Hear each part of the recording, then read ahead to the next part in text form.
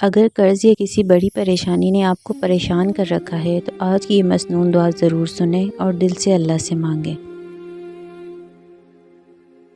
السلام علیکم ورحمۃ اللہ وبرکاتہ۔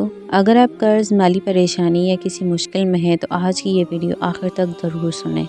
کبھی کبھی انسان کے حالات ایسے ہو جاتے ہیں کہ سمجھ نہیں آتی کہ مسئلہ کیسے حل ہوگا۔ دل پریشان رہتا ہے، ذہن میں ہر وقت فکر چلتی رہتی ہے۔ لیکن ایک مسلمان کے لیے سب سے بڑا سہارا اللہ تعالیٰ کی ذات ہے۔ ہمیں مشکل وقت میں اللہ سے دعا بھی مانگنی چاہیے اور اپنی استطاعت کے مطابق حلال اسباب بھی اختیار کرنے چاہیے۔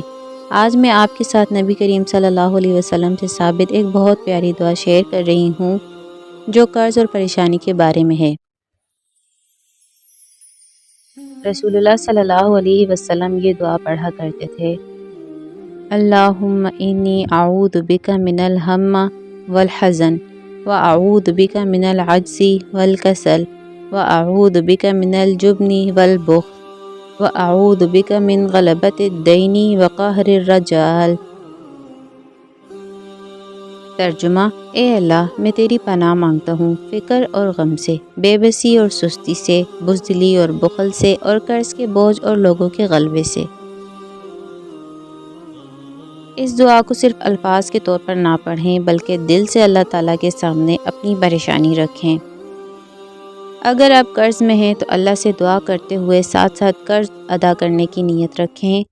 اپنی استطاعت کے مطابق کوشش کریں اور حلال رزق کے دروازے تلاش کریں۔ اور اگر آپ کسی ایسی پریشانی میں ہیں جس کا حل آپ کو نظر نہیں آ رہا تو یاد رکھیں کہ اللہ کے لیے کوئی مشکل نہیں۔ کبھی اللہ فوراً راستہ کھول دیتا ہے، کبھی کچھ وقت لیتا ہے، لیکن بندے کو اللہ سے مایوس نہیں ہونا چاہیے۔ آپ چاہیں تو دعا کے بعد اپنی زبان میں بھی اللہ سے بات کریں، اپنی پریشانی بتائیں، اپنے دل کا حال بتائیں اور اللہ سے کہیں: یا اللہ، میرے لیے حلال راستہ کھول دے، میرے قرض کو ادا کرنے میں میری مدد فرما، میرے رزق میں برکت عطا فرما اور میری پریشانی کو آسانی میں بدل دے، آمین۔ اور ایک بات ہمیشہ یاد رکھیں، دعا کے ساتھ صبر، نماز، استغفار اور حلال کوشش کو بھی اپنی زندگی کا حصہ بنائیں۔ اللہ تعالیٰ ہم سب کی پریشانیاں دور فرمائے، ہمارے قرض ادا فرمائے، ہمارے رزق میں برکت عطا فرمائے اور ہمارے دلوں کو سکون عطا فرمائے، آمین یا رب العالمین۔